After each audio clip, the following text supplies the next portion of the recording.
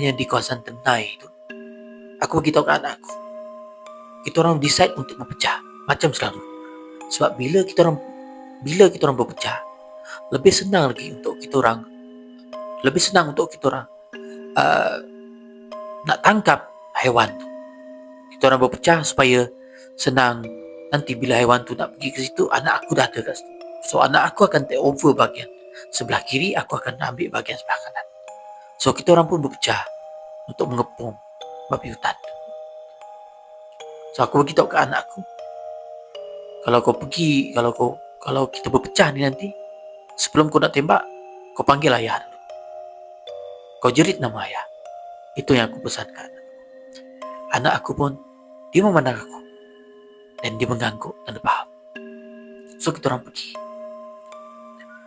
Tengah mencari itu, aku terpandang sesuatu. Apa yang aku pandang time tu? Sepasang mata merah berdekatan semak samun kat situ. Mata merah tu merendah. And then dia bergerak ke kiri ke kanan, seperti dia tengah mencari makanan.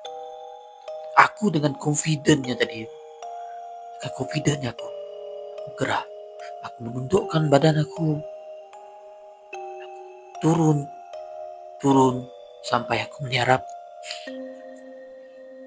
Aku acukan senapan patah aku tu, aku acukan ke depan macam ni.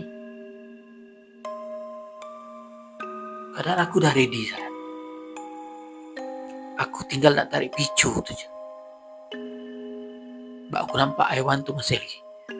Mata merah tu masih ke kiri dan ke kanan, seperti dia tengah mencari makanan. So dalam keadaan yang aku bersedia ni, aku dah tengah nak tarik picu tu. Tiba-tiba anak aku kat belakang